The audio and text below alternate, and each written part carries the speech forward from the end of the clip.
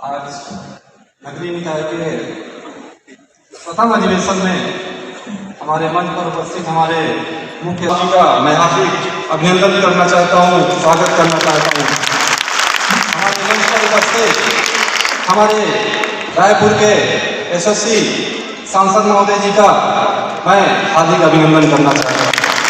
हमारे मंच पर उपस्थित विभाग कोई एक सामान्य विभाग नहीं है,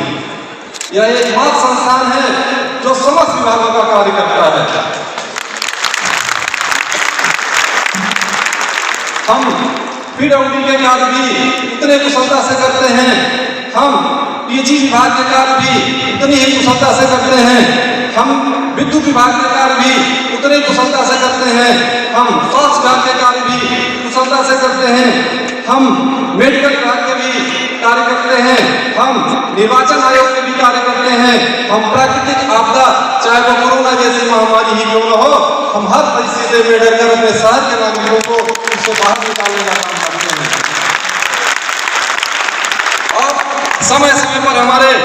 केंद्र सरकार की एवं राज्य सरकार की महत्वाकांक्षाएं जो योजनाएं होती हैं उसको भी हम पूरे मन से डटकर कार्य करते हैं।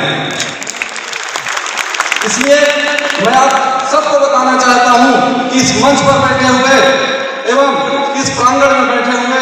हर अधिकारी कर्मचारी प्रत्येक विभाग के कार्य करने के लिए कुशल हैं। और ये हमारा सौभाग्य भी है कि हमारे नगरीय प्रशासन विभाग के जो हमारे मुखिया हैं वो भी समस्त विभागों में के ज्ञानी हैं और समस्त विभागों का ज्ञान रखने वाले पारंगत हैं। तो हमारे नगरीय प्रशासन विभाग के जो माननीय मंत्री जी हैं, अब मैं नगरीय प्रशासन विभाग के समस्त कर्मचारियों के कुछ समस्याएं हैं, कुछ मांगे हैं, जिनके लिए मैं माननीय मंत्री जी से विनम्र अनुरोध करूंगा और मैं बताना चाहूंगा कि आज की इस दुनिया में समस्त चीजें प्रतिमा हो गई। चाहे हमें मोबाइल का रिचार्ज कराना हो, चाहे हमें टीवी का रिचार्ज कराना हो,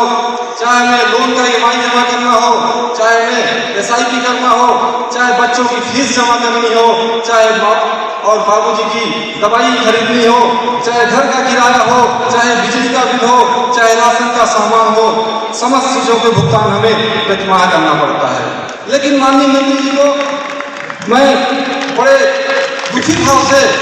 ये बताना चाहूंगा कि हमें प्रतिमाह समय पर वेतन नहीं मिल पाता है, जबकि बहुत सी ऐसी चीजें हैं जिनका काम हमें प्रतिमाह करना आवश्यक होता है। जब हमारे पास पैसों की तंगी होती है तो मजबूरन हमें अपने दोस्तों से, अपने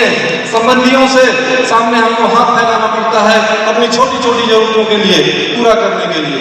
मैं मंत्री जी को बताना चाहूंगा कि कभी कभी हमें ऐसे भी समस्याओं का सामना करना पड़ा है जब हमें 5-5 महीने में भी वेतन भुगतान हुआ है। कई बार ऐसा हुआ है हमारे साथ।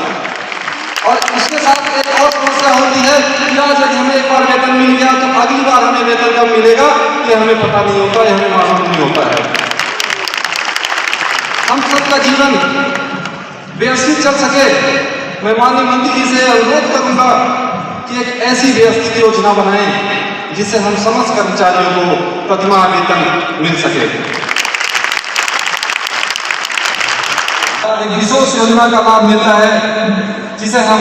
अनुकंपा नियुक्ति के बारे में जानते हैं। अनुकंपा का मतलब होता है हम अपने किसी कर्मचारियों के दुख या कष्ट का अनुभव करें और उसके प्रति संवेदना प्रकट करें। लेकिन इसलिए